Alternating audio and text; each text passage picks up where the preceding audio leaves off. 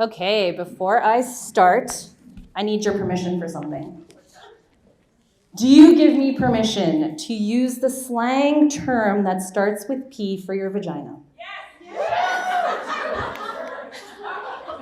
Okay. So, ladies and gentlemen, because there are some gentlemen here, I'm so excited to be here with all of you amazing women today. We've had amazing speakers. Please give them all a round of applause because they have been phenomenal. So with a show of hands, I want you to raise your hands. And if you've ever heard this or felt this, raise your hand. Your desires don't matter. Fill up everybody else's cup before your own. Be quiet and be a good girl. Your body is only for procreation and only for a man's pleasure. And as you can see, if you looked around the room at that time, you're not alone. This is because society has taught us that we are not worthy of pleasure, and those who speak openly about pleasure are a little slutty. We have been told by society over and over and over again that our upbringing, when we talk about anything sexual or sensual, is taboo and even sinful. Even schools don't talk about it. They tell you, hey, wear a condom so you don't get pregnant, and that's it. Where do babies come from? But they do not talk about a woman's sensuality or sexuality in any shape or form. I remember asking my mom, why didn't you ever talk about sex with me? Oh, well, you know what? I thought the school would handle it. I don't know about you, but growing up in an immigrant East Indian family, talk about sex was not on the table. Shockingly, because, what was it? The Kama Sutra comes from India? Makes no sense. I remember walking in India, we were there for my cousin's wedding, and I turned around the corner, and my mom leaned in to kiss my dad, and I froze, and I turned around and went, ooh, in my head, but it shouldn't be that way. We should be able to be around that and be okay. So I had to learn about sexuality and sensuality all on my own. And unfortunately, it was not an easy path for me, being a victim of sexual abuse at a very young age. So I went into university and said, yes, I'm gonna learn this. I'm gonna figure out who I am. But I came from a place of trauma. It didn't come from a place of empowerment until it finally did, after many different experiences.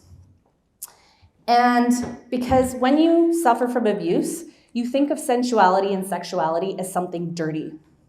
It's dirty to feel good. Sex is bad. You are dirty. You are unworthy. So overcoming that was such a huge challenge. But I'm here. And then, after university, got married. And it all stopped real quick. Funny how that works when you're in the wrong marriage. Just like the genie said from Aladdin, 7,000 years in a creek in the neck, 7 long years in cobwebs down there. Thank God women do not need to have an orgasm to have children, because we would not have children today if that was the case. So in essence, what happened was closing that part of myself off was closing self-love off. I became a shell of the woman that I once was in that marriage. I was filling up everybody else's cup, and as we've heard today over and over and over again, self-love is huge. You gotta fill up your cup first before you can give to anybody else. Parents, ex-husband, children, dogs, cat, you name it, I was filling up their cup.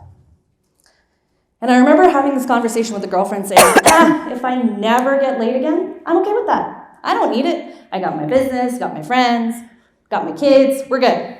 And I heard a friend say, oh yeah, we're doing it 3 times a week. And I thought to myself, How in the world do you have it 3 times a week? And I thought back and I said, oh, they're in their power. They are tuned in to their inner goddess. Don't get me wrong, I love my children, but I was giving from an empty cup. And the sad thing is, this story is not just mine. It's not unique to me. So many women go through the same cycle over and over and over again. And if you look back to your parents, if you look back and look how they raised you, they never talked about self-care, self-love, self-anything. You probably heard, don't be selfish. So when I finally asked for a separation, something changed in me. And it said, okay, you need to tune into your internal goddess. Something was longing to figure out who I was, why I was here, what is going on after 7 years of never hitting the big O. And I had to figure out what was pleasure again. What turned me on, what turned me off.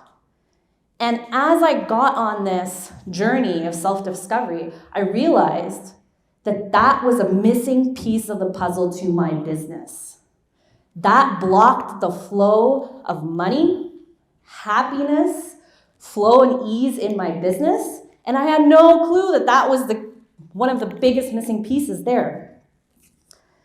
And so the more that I dove into that, I realized it taught me to learn to receive. If we cannot receive, how can we make all the money that we want? Because we're blocking ourselves from that.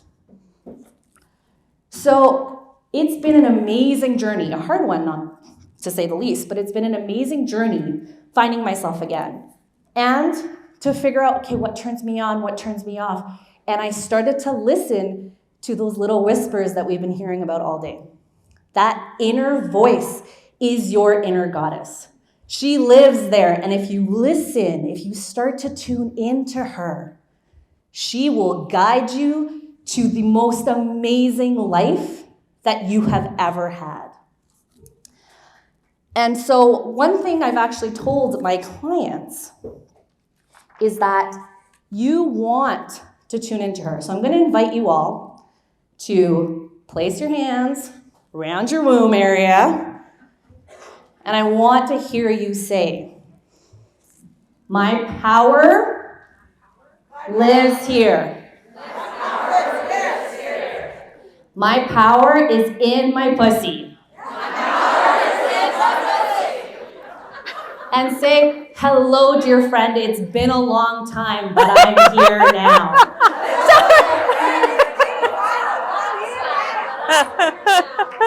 Tune into her on a daily basis. She will speak to you.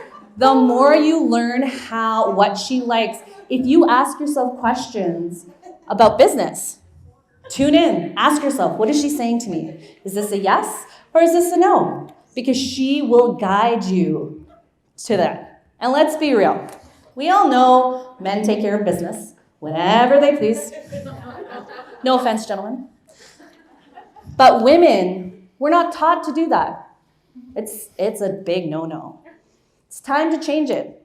I actually invite my clients before big sales calls to have a self-pleasure practice.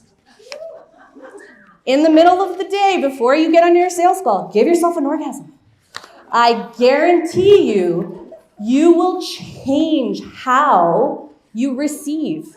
One, it's going to decrease all of your stress. You're gonna feel like a amazing, powerful goddess before you get on that sales call. So give it a try if you're game. And watch the magic happen.